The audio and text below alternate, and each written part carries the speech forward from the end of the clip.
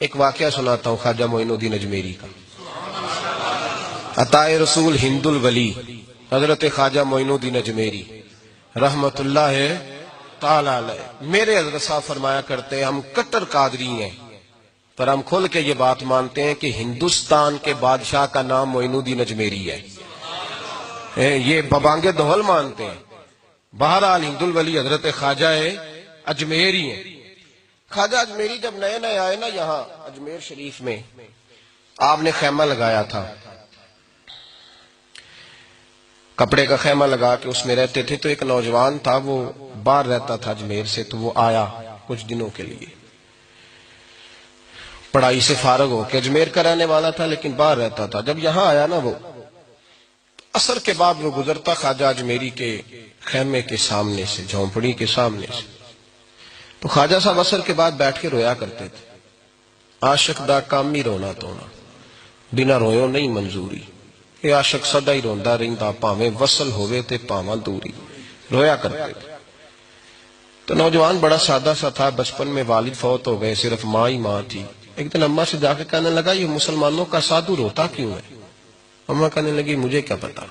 بچہ کہتا ہے میرے اندر تجسس بڑھ گیا کہ بابے سے پوچھوں تو صحیح کیوں روتا ہے. 2 4 5 10 دفعہ میں گزرا. ایک دن بے چین ہو کے میں کمرے میں چلا گیا اجرے میں. تو میں نے کہا بابا کیوں روتے ہو؟ کہنے لگے مجھے اپنے شیخ کی یاد آتی ہے، مجھے یاد آتی ہے. تو بچہ کہتا ہے مجھے اس وقت تک پتہ نہیں تھا کہ محبت میں بھی رویا جاتا ہے. میں سمجھتا تھا رونا صرف دکھوں میں آتا ہے. شیخ کی یاد آتی ہے. حضرت عائشہ صدیقہ رضی اللہ تعالیٰ عنہ فرماتی ہیں جس دن نبی پاک صلی اللہ علیہ وسلم رات کے وقت ہمارے گھر آئے نا، اور حضور نے فرمایا ابو بکر چل تو نے میرے ساتھ مدینے جانا ہے، تو میں نے جناب صدیق اکبر کو روتے دیکھا. تب مجھے پتا چلا کہ محبت میں بھی بڑا رونا آتا ہے، محبت میں بھی رویا جاتا ہے.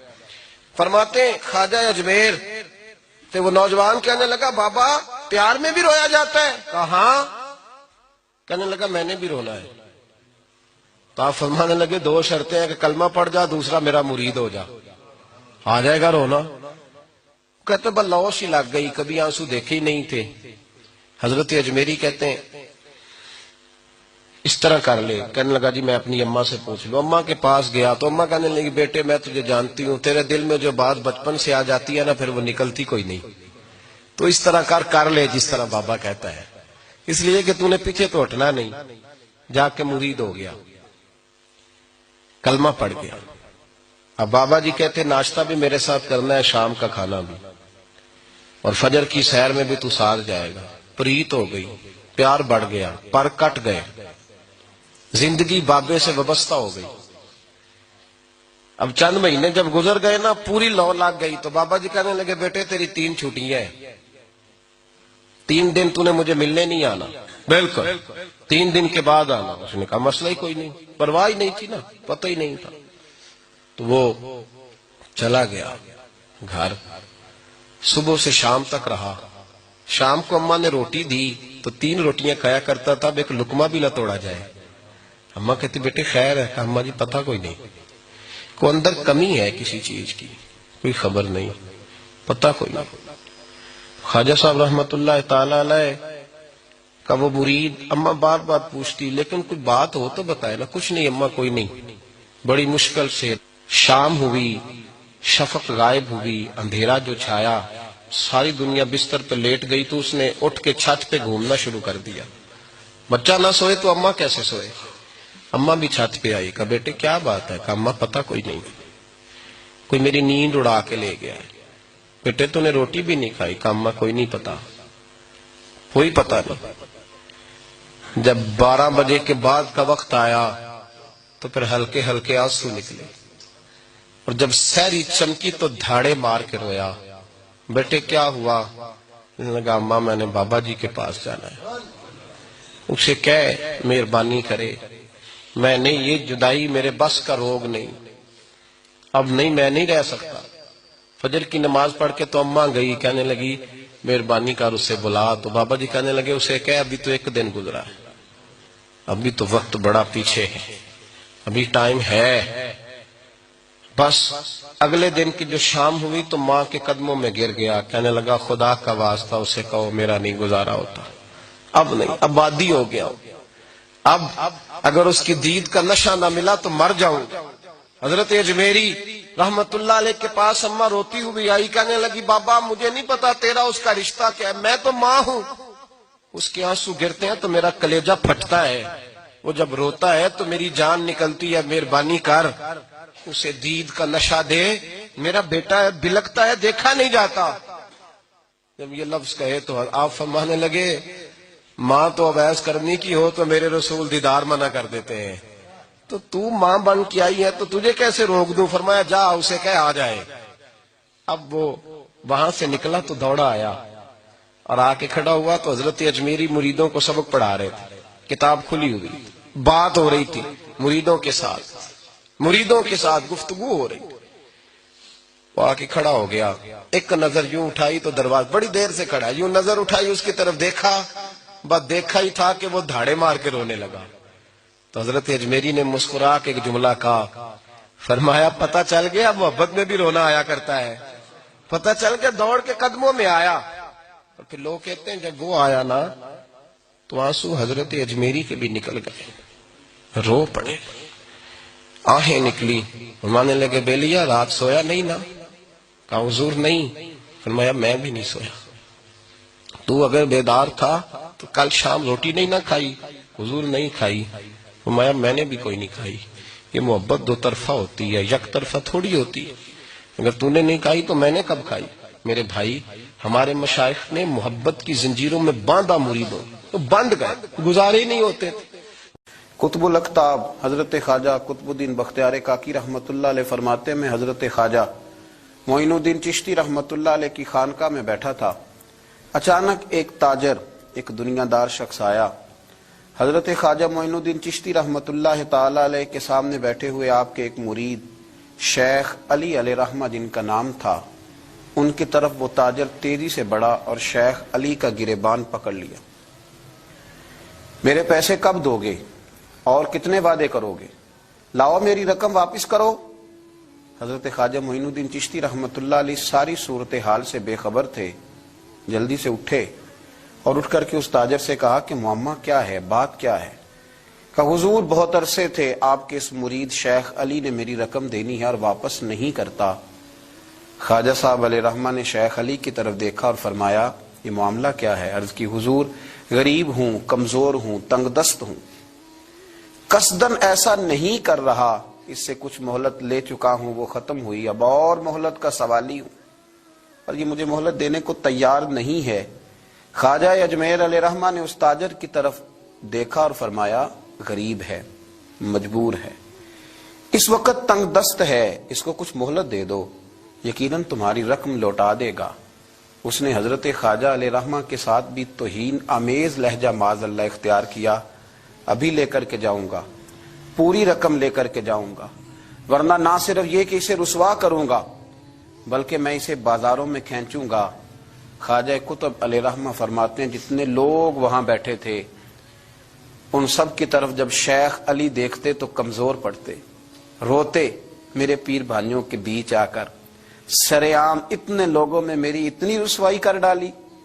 خواجہ اجمیر نے اپنی اس مرید کی آنکھوں میں جب آنسو دیکھے تو بڑا ہی دل نرم ہوا، اس کو کہا کچھ مہلت دے دے، اس نے کہا نہیں نہیں مجھے تو ابھی اپنی رقم چاہیے۔ خواجہ صاحب رحمت اللہ علیہ نے زمین پر چادر بچھائی، چند سکے جیب سے کیا نکالے تھے کہ اللہ تبارک و تعالیٰ نے بھرے خزانوں سے دولت عطا فرما دی، یہ ہے تمہاری رقم، اٹھاؤ اور لے جاؤ۔ تمہیں فقیروں کو اس طرح رسوا نہیں کرنا چاہیے تھا، تمہیں خانقاہوں میں بیٹھے ان سادہ اور کمزور لوگوں کے ساتھ یہ رویہ روا نہ رکھنا چاہیے تھا۔ یہ کہا، اس شخص نے پیسے اٹھانے شروع کیے اور اٹھاتے اٹھاتے نا جب اس کی نظر زیادہ مال پہ پڑی تو کچھ زیادہ پیسے بھی اٹھا لیے، ذرا نظر بچا کے دیکھتا کہ خواجہ صاحب دیکھ تو نہیں رہے، کچھ زیادہ رقم ہتھیائی اور وہ چلتا بنا۔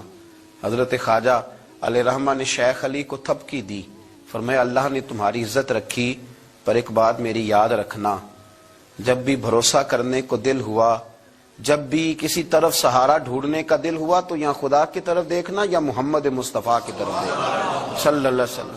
یہ کیا درویشوں کا کیا کام کہ وہ دنیا داروں سے پیسے لے اور دنیا داروں کے ساتھ معاملات کرے، تمہاری یہ روش اچھی نہیں، لیکن اللہ نے تمہارا وقار رکھا۔ خواجہ قطب کہتے ہیں وہ بات تو ختم ہو گئی، لیکن شیخ علی کے چہرے پر کئی دنوں تک افسردگی رہی۔